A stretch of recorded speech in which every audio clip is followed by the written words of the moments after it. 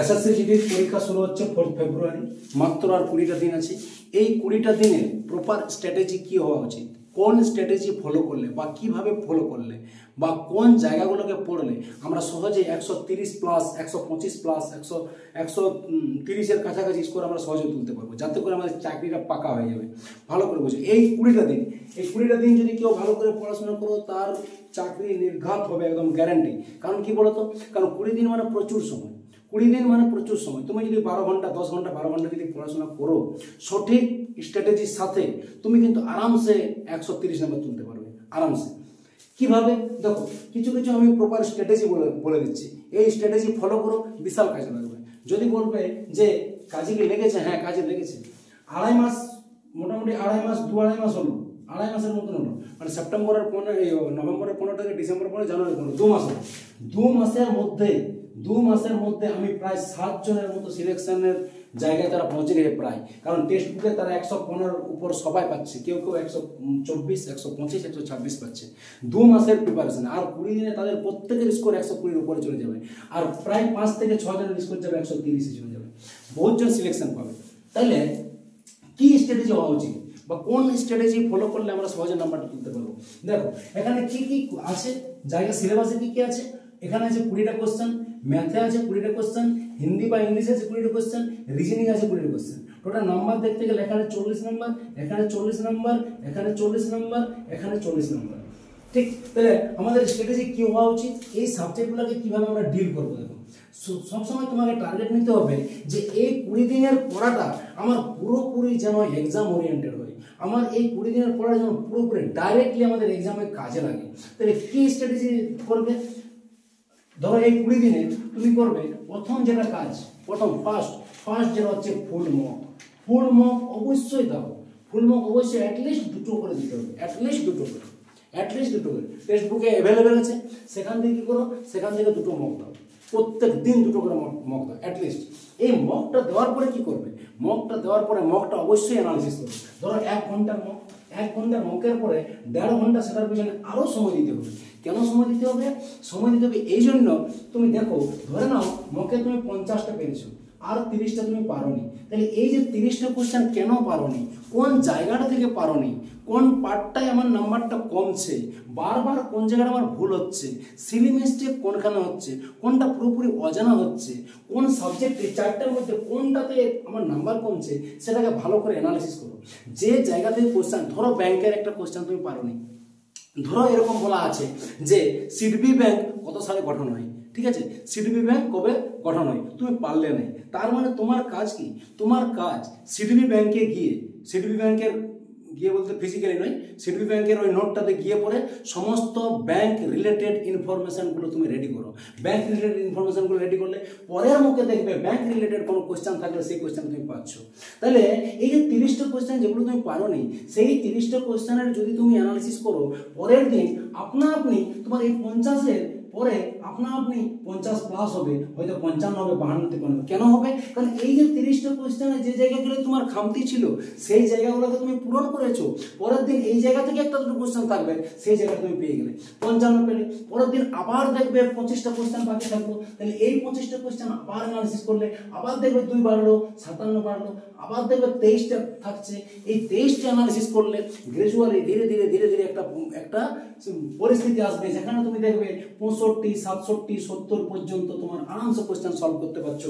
অর্থাৎ 140টা question, 140 number আরামসে হয়ে যাবে। তাহলে এই স্ট্র্যাটেজিটা ফলো করো। মকের, তাহলে ফুল মকের গল্প এটা হলো। ফুল মকে কি করবে, ফুল মকটা হয়ে গেল। এবার সেকশনাল মকটা কিভাবে দেবে, সেকশনাল মকটা কিভাবে দেবে। সেকশনাল মকটা তুমি ফুল মক দেওয়ার পরে দেখো যে কোন জায়গাটাতে আমার স্কোর কম আসছে, কোন জায়গাটাতে আমার স্কোর বেশি আসছে। তুমি দেখলে জিকেতে আমার কম আসছে, এবারে জিকের মধ্যে দেখো জিকের কোন জায়গাটাতে কম আসছে। জিকের স্ট্যাটিক জিকে থেকে প্রচুর কোশ্চেন আসে, তাহলে স্ট্যাটিক জিকে থেকে ধরো কম আসছে, তুমি কি করো, তুমি সেকশনাল মকে যাও, সেখানে স্ট্যাটিক জিকে যে পার্টটা আছে, স্ট্যাটিক জিকে পার্টটা, অর্থাৎ যেখানে তুমি দুর্বল, যেখান থেকে তোমার কোশ্চেন স্কোর কম আসছে, সেই জায়গার কি করো, সেই জায়গার মকগুলোকে, সেকশনাল মকগুলোকে দিয়ে শেষ করে দাও। এবং মকে যে কোশ্চেনগুলো পাবে সেগুলোকে অ্যানালিসিস করো, এবং কি করবে, সেই জায়গাগুলোকে বই থেকে বা নোট থেকে বা ইউটিউব থেকে যেখান থেকে হোক না কেন ক্লাস করে না। আমি তো অফলাইনে ক্লাস করাচ্ছি, অফলাইনে অনলাইনে সব জায়গায় করাচ্ছি। তাহলে কি হচ্ছে সেই জায়গাগুলোকে তুমি পড়ে নাও, আর পড়ে পড়ে বারবার সেই সেকশনাল মকগুলোকে দিয়ে দিয়ে একদম কমপ্লিট করে দাও, তুমি দেখো সেই জায়গায় স্কোর তোমার বেড়ে যাবে। আমি আবার বলছি, এবার স্ট্যাটিস্টিক্সের জায়গায় ধরো ম্যাথ হলো, ম্যাথে তোমার স্কোর কম আসছে, তুমি কি করো, তুমি লক্ষ্য করবে ম্যাথের কোন চ্যাপ্টারগুলোতে আমার কম আসছে, সেই চ্যাপ্টারগুলোকে ভালো করে প্র্যাকটিস করার পরে সেকশনাল মকে গিয়ে সেই চ্যাপ্টারের মকগুলো তুমি সেকশনাল মকগুলো শেষ করে দাও, তাহলে তোমরা দেখবে স্কোর আপনা আপনি বাড়বে, আপনা আপনি বাড়তে বাধ্য হবে। এই 20টা দিনে যদি তুমি অ্যাটলিস্ট প্রত্যেক দিন প্রত্যেকটা সাবজেক্টের 2টো করে সেকশনাল মক, মানে প্রত্যেকটা পার্টের 4 দুগুণে 8টা করে সেকশনাল মক এবং 2টো করে যদি ফুল মক দাও 20 দিন, গ্যারান্টি সহকারে 130 প্লাস স্কোর পাবে, আরামসে 130 প্লাস স্কোর পাবে। তাহলে কি হচ্ছে, ডেইলি সেকশনাল মক প্রত্যেকটা জায়গার প্রত্যেকটা উইক পয়েন্ট যেখানে যেখানে আছে সেইগুলোর 2টো করে মক টেস্ট দাও। আমি ধরে নিলাম 4টা পার্টেই, ধরো 4টা পার্টে তুমি মক দেবে, 2টো করে মক দাও, টোটাল 8টা মক, ইউনিট মক 8টা আর ফুল মক হচ্ছে 2টা, আর এগুলোকে অ্যানালিসিস করো। এখানে তোমার টাইম লেগে যাবে হয়তো 6 থেকে 7 ঘন্টা লেগে যাবে, 6 ঘন্টা লাগলো, বাকি টাইমটা কি করবে, বাকি টাইমটা তুমি রেডি করো, কোন কোন চ্যাপ্টারগুলো অসুবিধা হচ্ছে সেগুলোকে বারবার রিভিশন দাও, ম্যাথটাকে এক্সট্রা করো, রিজনিংয়ের প্র্যাকটিস সেট দাও, এগুলোকে এক্সট্রা ভাবে করো, বই থেকে করো, টেক্সট বুক থেকে। রোজগার হইতো অঙ্কিতটা খুব ভালো বই, সেখান থেকে তুমি করতে পারো। তাহলে মকের গল্প হয়ে গেল। 3 নম্বর কি হচ্ছে, 3 নম্বর আর কি করবে, আর কি হচ্ছে, নতুন কিছু পড়বে না, বেশি কিছু রিভিশন বেশি দাও। রিভিশন যেগুলো ক্লাসে ধরো করিয়েছি, সেগুলোকে বারবার রিভিশন দাও, আজকে একবার, কালকে একবার, বারবার রিভিশনটা বেশি দাও। কারণ একটা কথা আছে না, 1000টা বই পড়ার চাইতে একটা বইকে 1000 বার পড়লে পরে বেশি আয়ত্ত হয়। তাহলে সেটা রিভিশন বারবার দাও। আর রিভিশনের সাথে সাথে কি করবে দেখো, রিভিশনের সাথে সাথে মোস্ট ইম্পর্টেন্ট সেটা হচ্ছে প্র্যাকটিস সেট। ধরো একটা চ্যাপ্টার তুমি রিভিশন দিলে, একটা চ্যাপ্টার ধরো তুমি ফান্ডামেন্টাল রাইটস রিভিশন দিলে, ফান্ডামেন্টাল রাইটস রিভিশন দিয়ে দিলে, তাহলে ফান্ডামেন্টাল রাইটসটা রিভিশন দেওয়ার পরে তার প্র্যাকটিস সেটটা করো, তুমি পাচ্ছ কিনা, তুমি কোশ্চেনটা সলভ করতে পারছো কিনা, সেই কোশ্চেনটা সলভ করার প্র্যাকটিস সেটটা করার পরে প্রিভিয়াস ইয়ার কোশ্চেন লক্ষ্য করো যে প্রিভিয়াস ইয়ার কোশ্চেনে কি আছে, প্রিভিয়াস ইয়ার কোশ্চেনের ধরো 50টা কোশ্চেন তুমি সলভ করলে, তুমি পাচ্ছ কিনা, যদি কোনো জায়গায় আটকাচ্ছ, সেই যেখানে আটকাচ্ছ, ধরো 32 নম্বর ধারাতে ধরো কোনো একটা আছে হেভিয়াস কর্পাস নিয়ে কোনো একটা কোশ্চেন আছে, এখানে তুমি আটকালে, তুমি সেই 32 নম্বর ধারাতে চলে যাও, সেটাকে ভালো করে পড়ে নাও। তাহলে প্রিভিয়াস ইয়ার কোশ্চেনটা ভালো করে সলভ করে নাও, তাহলে কি হবে, রিভিশন হলো, প্র্যাকটিস সেট হলো, আর প্রিভিয়াস ইয়ার কোশ্চেনটা হয়ে গেল, তাহলে তোমার কি হবে, স্কোরটা আপনা আপনি বেশি আসবে। ঠিক তারপরে কি করবে, তারপরে দেখো ওয়েট অনুসারে সাবজেক্টগুলোকে পড়ো, ওয়েট অনুসারে সাবজেক্টগুলোকে পড়ো, ওয়েট অনুসারে বলতে নাম্বার ওয়েট অনুসারে। ধরো জিকের কথা যদি বলি, জিকেতে সবচেয়ে বেশি যে জায়গাটা পড়তে হবে, সবচেয়ে বেশি, সেটা হচ্ছে 3টে পার্ট, 4টে পার্ট। কি কি, ফার্স্ট যেটা বেশি প্রায়োরিটি দেবে সেটা হচ্ছে স্ট্যাটিক জিকে এর মধ্যে কি কি পড়তে হবে, স্ট্যাটিক জিকে এর মধ্যে স্পোর্টসটা মোস্ট ইম্পর্টেন্ট, স্পোর্টস সবচেয়ে বেশি ইম্পর্টেন্ট হচ্ছে স্পোর্টস। তারপরে কি হচ্ছে ক্লাসিক্যাল ডান্স, এই দুটো জায়গায় অবশ্যই করো, classical dance, folk dance, sports. এরপরে কি আছে, অ্যাওয়ার্ডস আছে, বুকস অ্যান্ড অথার্স আছে, কারেন্সি আছে, ক্যাপিটাল আছে, বিভিন্ন জায়গায় আছে। ঠিক আছে, ছোট ছোট স্টাডি জিকের তো প্রচুর পার্ট, তুমি ম্যান পার্টগুলোকে আগে পড়ো, বুকস অ্যান্ড অথার্সগুলো পড়ো। ঠিক, আচ্ছা, এটা হলো স্ট্যাটিক জিকে। তারপর হচ্ছে পলিটি অ্যান্ড ইকোনমি। পলিটিটাকে ভালো করে পড়ো, পলিটি থেকে 2 থেকে 3টে কোশ্চেন আরামসে তুমি পাবে। আর ইকোনমি পড়ো, পলিটির যে ক্লাসগুলো করাচ্ছে এই ক্লাসগুলো সব করে যাও, আর কোনো দেখতে হবে না, ক্লাসগুলো শুধু করে যাও, ভালো করে মন দিয়ে রিভিশন দাও, তাহলেই কোশ্চেন সলভ, সবগুলো তোমরা দেখতে পাচ্ছ 20 নম্বরে 14-15টা করে কমন পাচ্ছ এখনই, এই 20 দিন ক্লাস করার পরে তাহলে কি পরিস্থিতি হবে বুঝতে পারছো। 14-15টা কোশ্চেন যদি কমন পেয়ে যাও জিকে থেকে, সেটা আবার জিকে থেকে 14-15টা কোশ্চেন কমন, মানে আমি ভাবতেই পারি বা স্বাভাবিক মনে হওয়াটা স্বাভাবিক যে জিকের যে 20টা কোশ্চেন আছে সেখানে লাস্ট অব্দি 16 থেকে 17টা কোশ্চেন তোমরা কমনের মতো পাবে। ঠিক আছে, লাস্ট অব্দি যতদিন এখনো ধরো অনেকগুলো ক্লাস করাবো, অনলাইনে অফলাইনে সব রকমভাবে ক্লাসগুলো করাবো।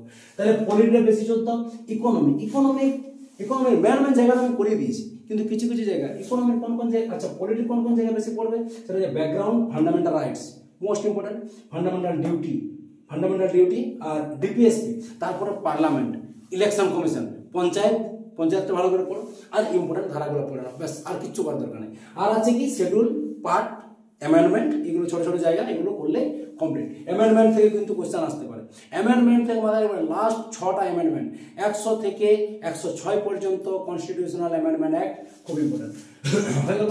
পরে ইকোনমি, ব্যাংকিং সিস্টেমটা ভালো করে পড়ো, 5 ইয়ার প্ল্যানটা ভালো করে পড়ো, মানিটা ভালো করে পড়ো, এখন মানি সাপ্লাই দেখো কোশ্চেন আসছে। ঠিক, তাহলে কিভাবে পড়বে? প্রথমে তুমি বেশি জোর দাও এই তিনটে সাবজেক্টের সাথে, কি থাকছে কারেন্ট অ্যাফেয়ার্স, তারপরে তুমি হিস্ট্রি জিওগ্রাফি যে সাবজেক্টগুলো আছে সায়েন্সটা অল্প অল্প করে দেখে নাও। ম্যাথে কি করবে? ম্যাথকে স্ট্রং করতে গেলে বা ম্যাথে বেশি স্কোর তুলতে গেলে তুমি পার্সেন্টেজটাকে ভালো করে করো। Percentage, simple interest, compound interest, profit and loss, 4টে চ্যাপ্টার হয়ে গেল। তারপরে কি করবে? যেগুলো আমি মোট 10টা চ্যাপ্টার বলছি, 10টা চ্যাপ্টার ভালো করে যদি পড়ো না প্রচুর নাম্বার পাবে। তাহলে কি বললাম? Percentage, simple interest, compound interest আর প্রফিট অ্যান্ড লস। নেক্সট হচ্ছে HCF, LCM মানে লসাগু গসাগু, time and work, pipe and cistern অর্থাৎ নল চৌবাচ্চা, সময় কার্য এবং লসাগু গসাগু। তারপরে কি আছে? টাইম অ্যান্ড ডিস্টেন্স, ট্রেন, নৌকা স্রোত, নৌকা স্রোত। এই 10টা চ্যাপ্টার পড়লে এর বাইরে কি পড়বে? এর বাইরে পড়বে নাম্বার সিস্টেম, সিম্পলিফিকেশন আর 2D 3D, ঠিক আছে? আর রেশিও প্রপোর্শন থেকে কখনো কোনো কোয়েশ্চেন দিচ্ছে, মিক্সচার রিলেশন থেকেও কোয়েশ্চেন দিচ্ছে। কিন্তু ওই প্রথমে যে 10টা চ্যাপ্টার বললাম তারপরে 2D 3D যেগুলো আছে সেগুলো থেকে একটা দুটো কোয়েশ্চেন আসছে, সেগুলো সূত্রগুলোকে ভালো করে দেখে যাবে, তাহলেই হয়ে যাবে। ঠিক ম্যাথ, ইংলিশ বা হিন্দিতে দেখো বাক্যশুদ্ধি থেকে প্রচুর কোয়েশ্চেন আসছে, বিলোম শব্দ থেকে কোয়েশ্চেন আসছে, সমার্থক শব্দ থেকে কোয়েশ্চেন আসছে। তাহলে হিন্দি এবং ইংলিশে যেটা করবে, যেমন ইংলিশে কি হচ্ছে? ওয়ান ওয়ার্ড সাবস্টিটিউশন, তারপরে ফ্রেজাল ভার্ব, ইডিয়মস, ঠিক, স্পেলিং টেস্ট কোয়েশ্চেন আসছে। তাহলে এই জায়গাগুলোকে, এগুলো হিন্দিটা বিশেষ করে বলি, হিন্দি যেহেতু আমাদের এখানে যারা আছে তারা মেনলি হিন্দিটার উপরে বেশি জোর দিয়েছে, অর্থাৎ হিন্দিরই বেশি স্টুডেন্ট আছে যারা হিন্দি রেখেছে। হিন্দির যেটা হচ্ছে, তুমি যদি রোজগার উইথ অঙ্কিত যে বইটা আছে সেই বইটার প্রিভিয়াস ইয়ার কোয়েশ্চেন আছে, সেখানে 2023 এবং 2024 সালের সমস্ত শিফটের কোয়েশ্চেন হিন্দিগুলোকে সলভ করে দাও আর কয়েকটা প্র্যাকটিস সেট করে যাও, সব কোয়েশ্চেন মোটামুটি অনেক কোয়েশ্চেন কমন পাবে। প্লাস হচ্ছে চ্যাপ্টারগুলোকে অল্প অল্প করে দেখে যাও, প্রচুর কোয়েশ্চেন কমন পাবে। হিন্দি এবং ইংলিশ দুটোরই কথা বলছি আমি, ঠিক আছে? ইংলিশের জন্য যে কোনো বই থেকে প্রিভিয়াস ইয়ার কোয়েশ্চেনটাকে তুমি পড়ে যাবে। তারপর রিজনিং এর সবচেয়ে বেশি কোন জায়গাগুলো থেকে আসছে? যেমন সিটিং অ্যান্ড অ্যারেঞ্জমেন্ট, এখান থেকে একটা কোয়েশ্চেন আসছে। Seating and arrangement, coding decoding, number series থেকে খুব কোয়েশ্চেন আসছে, নাম্বার সিরিজ, ঠিক আছে? তারপরে কি আছে? ডাইস থেকে যেমন একটা কোয়েশ্চেন দিচ্ছে, অ্যানালজি থেকে কোয়েশ্চেন দিচ্ছে। তাহলে এইভাবে রিজনিং টার্গেট করো যে ম্যাথ, ইংলিশ এবং রিজনিং, ম্যাথ, ইংলিশ এবং রিজনিং, এই তিনটাই যে তোমার 60টা কোশ্চেন, 3 20 আর 60টা কোশ্চেন, এই 60টা কোশ্চেনে অ্যাটলিস্ট যেন 50টা থেকে 55-র মধ্যে যেন থাকে, 50 থেকে 55-র মধ্যে যেন এটা থাকতেই হবে। আর জিকেতে তুমি যদি 12 থেকে 15-র মধ্যে যদি থাকে তাহলে আরামসে হবে, 12 থেকে 15-র মধ্যে যদি থাকে তাহলে আরামসে 130 নম্বর হয়ে যাবে। তাহলে স্যার কি হলো? ম্যান গল্পটা কি হলো? ম্যান গল্পটা হয়ে গেল যে প্রত্যেক দিন 2টো করে মক টেস্ট, সেই মক টেস্টের অ্যানালিসিস, প্রত্যেক দিন সেকশনাল মক, প্রত্যেকটা পার্ট থেকে 2টো করে, এবং তার অ্যানালিসিস। তারপরে কি হচ্ছে? তারপরে যে জায়গাগুলোতে দুর্বল, যে জায়গাগুলো থেকে স্কোর কম আসছে, সেই চ্যাপ্টারগুলোকে বারবার রিভিশন, সাথে সাথে প্র্যাকটিস সেট, তারপরে হচ্ছে প্রিভিয়াস ইয়ার কোয়েশ্চেন। এই স্ট্র্যাটেজিকে ফলো করো, আমি বলছি 130 আরামসে তুমি স্কোর পাবে। 120-র উপর পেলেই চাকরি পাবে, কিন্তু 130-এর উপর যদি পাও তাহলে কিন্তু তোমার ইচ্ছা মতো তুমি পোস্ট পাবে। সুতরাং বেশি কথা না বাড়িয়ে এই 20টা দিন ভালো করে পড়াশোনার যে প্রপার স্ট্র্যাটেজি বললাম এটা ফলো করে দেখো, খুব কার্যকরী হবে।